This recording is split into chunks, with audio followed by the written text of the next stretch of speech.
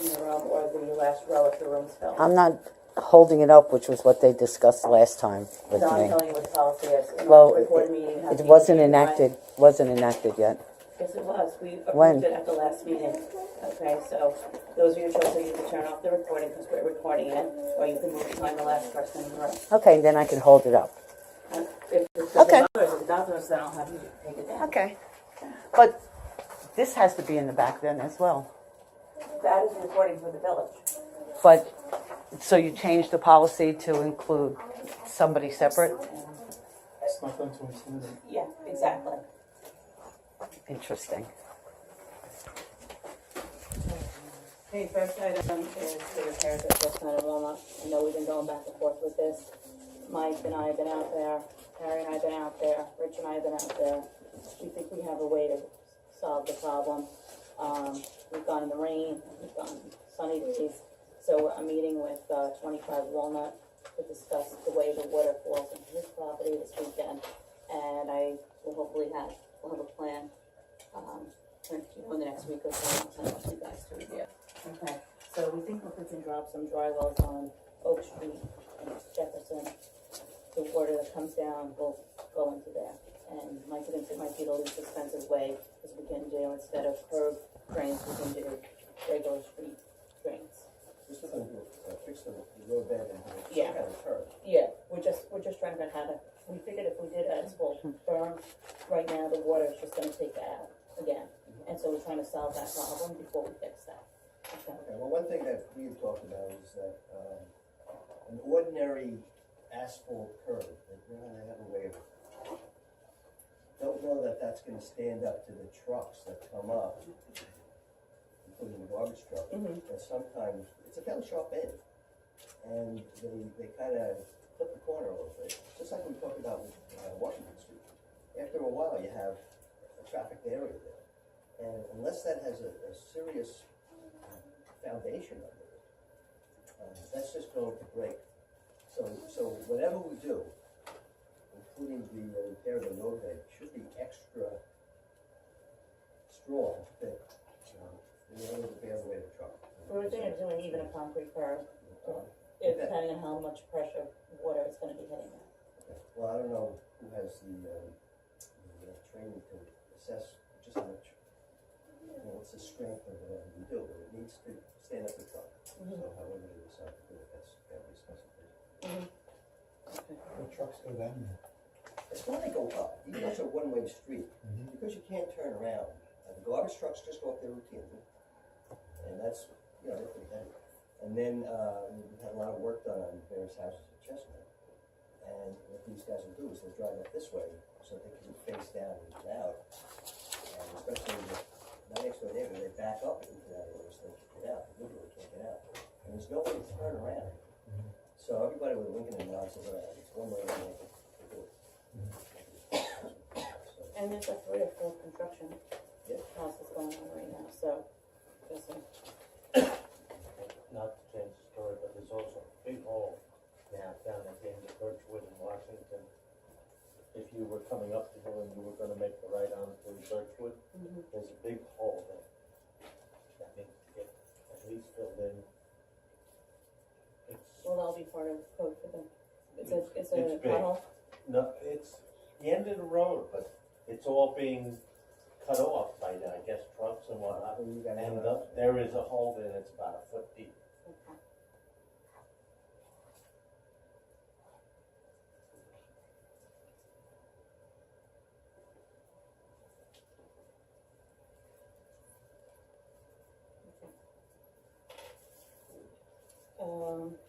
Did the light get fixed on the corner of Walnut and Chestnut? Okay. No, No.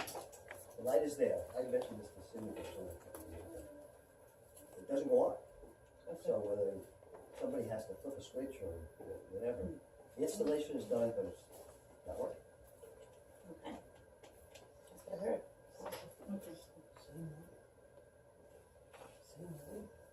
The light that was totally wiped out in the fall storm. We'll call off the walls back. Is it a lighting? See what- or- Come on, and the walls back, reinstalled it. Supposed to have a sensor on the top, so when it becomes ducks, it turns itself on. All the lights have sensors.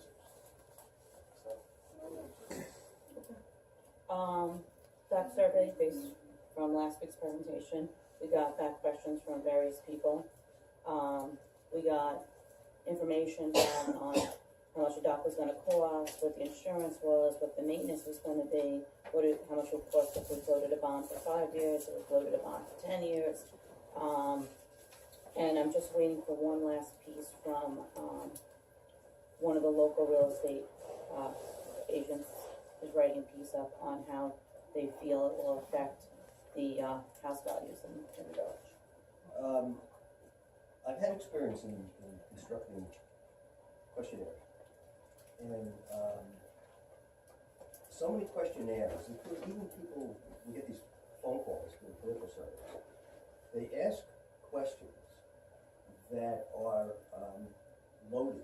They're in the direction of whatever. And it's very tricky to put questions out that are neutral. And I think that's the task before us. I think we've all it should be seen the facts and one question, do you want the bond, yes or no, under these Well, circumstances? I get the tenor of what they're getting at. Mhm. And I think what we need to do is to go over each one of the suggestions. Some of them will raise some good points, but what we have to do is to raise the level of the phrasing so that it is neutral. We don't want to be accused of slanting a questionnaire that, is going to be, so how much do you want the dock? Kind of thing. Mhm. But we also, some of the questions were, are you aware that your taxes are going to be raised so much? And so on? The tone of the question is not neutral. Well, that's what I think, it should just be the facts, and do you want it based on these facts, yes or no? No other questions, okay? All the other questions are now getting into how people feel politically rather than, some of them don't even have to do with the dock, it's ridiculous. Right, Okay. well, I kind of agree with you, but I do think that since. And let's we put it remember, out- we're doing this because we're doing it as a courtesy, we don't have to do this. Both the 1962 and the 2011 master plan, the community wanted a dock. And I think we said we would do this, so why is it just, should be the facts, yes or no, do you want it? Well, I think the point that was raised in a number of meetings was that was not quite determined to be, the case because of the distribution of the surveys. So if you don't have an adequate total number of respondents, it doesn't have significance, and the amount of people that responded out of the total population was less than 50%. So the idea of this is to say, okay, we did a good, fair survey. It was neutral.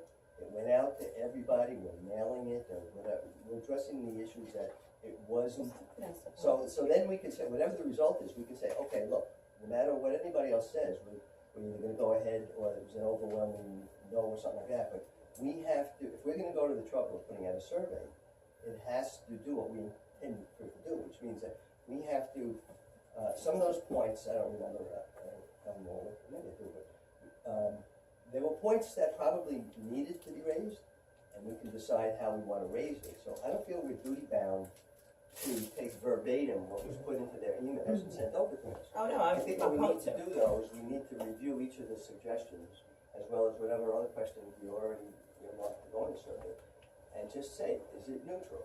Does it solicit information based upon, we're not giving them any other information than the facts, which would probably be Right. the top or however you want to. That's what I'm thinking, it would just be basically, this is what it is, this is the size, this is what a drawing attached, what it's gonna look like, here's what all the numbers are, here's the stuff from the real estate broker, yes or no?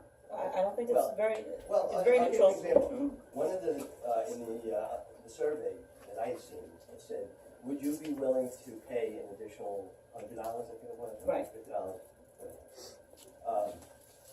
If you're gonna be neutral, because we don't know, I don't know where you got that figure from, but we don't know whether or not that's going to remain the figure. Right, That, you know, so the issue would be, would you be willing to pay, for this job? Because we have to decide how we're going to finance this thing and how that's going to play out in terms of how it's paid back. So we have to say, would you be willing to pay additionally? And then if so, we can give them some choices, but it has to go all the way from very little to the possibility that could be a significant amount. somebody raised the issue of, if it is a, put on the taxes,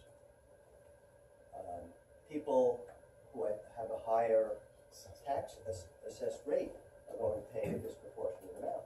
But somebody else said, well, what about maintenance, could that be paid, is that going to be paid out of user fees? And we could say, well, yes, we could say we're going to finance this part of it out of user fees, but this part is as a village-wide thing that is not limited to voters. People are going to be walking this thing. Well, I think So we have to, a mooring for $25, I think, is very cheap. And I think personally, no matter what the maintenance is, the rate should go up. But should the voters pay for the maintenance? I don't know, because I don't play tennis, but I gotta pay for the tennis court. Okay, so, you know, you have to look at it both ways. I agree with it, but that decision we have to kind of kick around. I don't know we've that we. kicked it around long enough. Well, we don't have a final, yeah, I would like to get to some kind This of, survey gets sent out, and then we vote on it. Yes, but we need to also, make sure that the survey gives us the information to do that. That's really what it is, and if the survey doesn't do that, then we're going to do motions. It has to be well constructed. Anybody in any of the social sciences will tell you that. okay, well, I say, let's come up with a draft, send it out, and everyone keep working on it until we come to a final conclusion of what it's gonna be, so we can get moving. Jeff is right in a way, like the $150, that was probably taken, 150,000 divided by 1,000 residents. But taxes don't get paid by residents. Right, but I don't It's think, paid I by don't tax think, dollars. I don't think that should even be there anymore. It should just be the facts, and it should be, this is what would increase your tax rate if we decide to go that way. How do you know that? feel I- like 'cause we I talked about have- various financing. How do I know? Because I contacted a bond person who gave me all the rates for what would increase if we did a 5-year bond for $150,000, and if we did a 10-year bond for $150,000, and he told me exactly what our tax rate would go up. So, and then he averaged it out over the years, and for 5 years, it's $1.89 per hundred, and for 10 years, it's $1.08 per hundred. That's not, No, that's okay. But, are we going to say that that's the best way and that's how we're gonna do it, or we introduce use of fees into the equation in some way? Or? I think we have to, because I spoke to the town of Brookhaven and I spoke to the chief harbor master in the town of Southampton. They both have docks. I asked them what their maintenance is. They both told me their biggest expense is bulkhead. We don't have bulkhead. They would be surprised if we even have $1,000 a year, they said. They have minimum costs on the dock. The biggest expense is replacing and fixing the bulkhead. Both of them told me that, two separate Do people. they pull out their floats? They pull out their floats. It's minimum. It's less than, they told me it's less than, for both the fall, the spring season and then the fall to take it out, was like $400.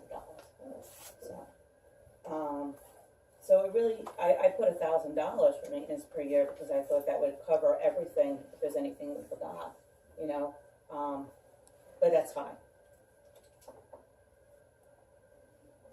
So, all right, so how about comp that, we'll just keep working on it, and let's get a final version out at some point, okay?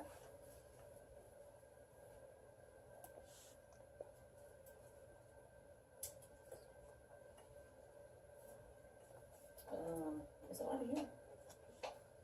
That's not on it, okay. Okay, so we got the draft copy back from the village auditors, but,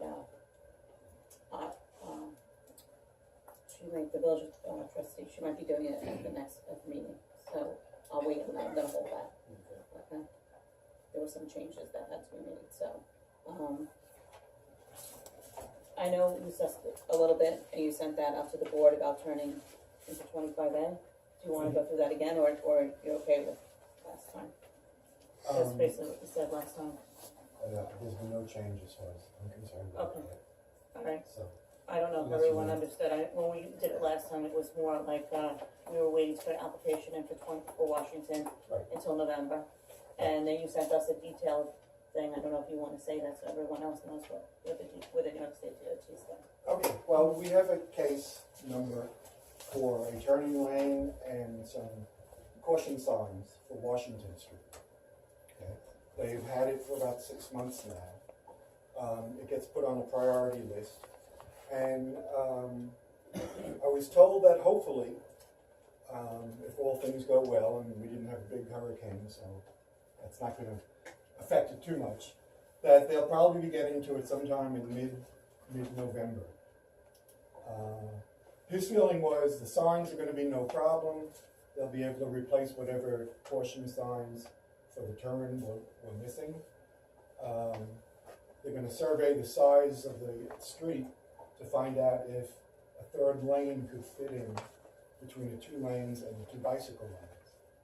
And if there's enough room for that, it was hopeful that they would be able to then put it on to put the third lane in. If there's not enough width, and there has to be a taking of property, he wasn't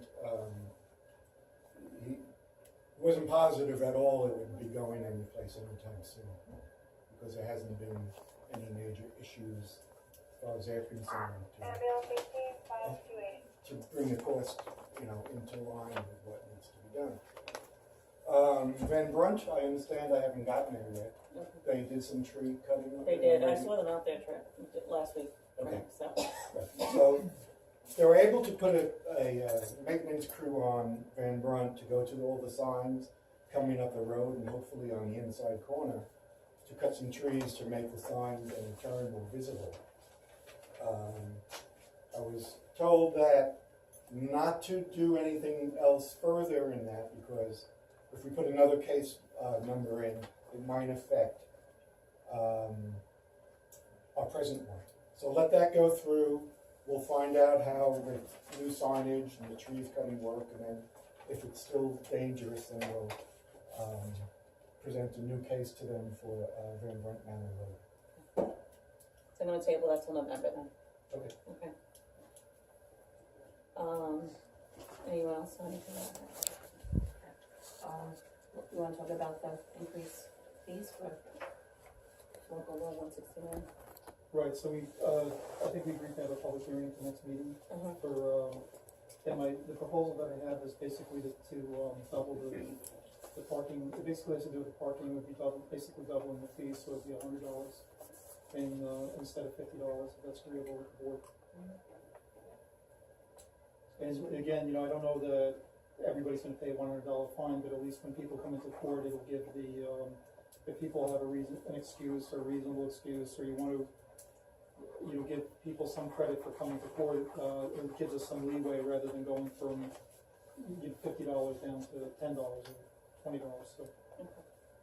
How does that fit in with all the rest of the villages as far as the? I think it's about the same. About the same. Yeah. Now, the only thing is, a lot of villages use a collection, I'm sorry, we use the same collection agency. We use a collection agency, which adds penalties to that amount, so that the penalties will stay, the proposal would be to keep the penalty amounts the same, but we'll be starting from a higher base, Okay. so.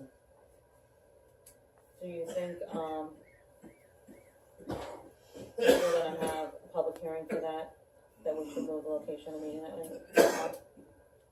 Yes, if possible. I think it's important to make the point that we did. That we're losing money on the court. Mhm. People understand that. If somebody wants to say, oh, that's a great idea, double the fees. But we need to do it, so I think it's a perfectly. Is $100 gonna make enough? Well, there's a couple other options I'm looking at regarding that, but so to let you know, there's probably 5 tickets. So every month on the calendar, there's probably say 6 tickets, and out of the 6 tickets, two go to judgment because the people have never. It's been on the calendar a couple times and the people haven't appeared. Another 2 out of the 6 will be the first time on the calendar, so they'll get adjourned for 1 month before judgment. And then the other 2 or 3 will be the first time on, and sometimes the people show up. So you'll have maybe 3 people show up at a court hearing. At every court night, you'll have about 3 people show up, and we'll try to get fines on some of them. Some of them we don't. Some of them are dismissed by the court. 1 or 2 will get a fine, and then The other group go to judgment, basically, where they're supposed to have judgments filed against them. I've never looked into that as to whether or not the judgments are, I've never tracked that to see what's going on with the judgments, but at some point we should track that also. But the gap in the court, when we started a couple years ago, I think, as I understand, it was about $18,000, about an $18,000 deficit. Yeah. And, Now it's 10 now. yeah, that was at a point where what's been told to me, that there were very few fines that were collected at the courts. We are collecting a few fines and also money from other types of offenses, but it's not gonna make up 18,000, whatever it is, $10,000 now, whatever it is, it's still gonna be a losing proposition for about that amount. I know So who how we're do we talking change about. that? So, well, I was gonna say we can go to number 12 at the same time because I think we should look into the options for court, don't you?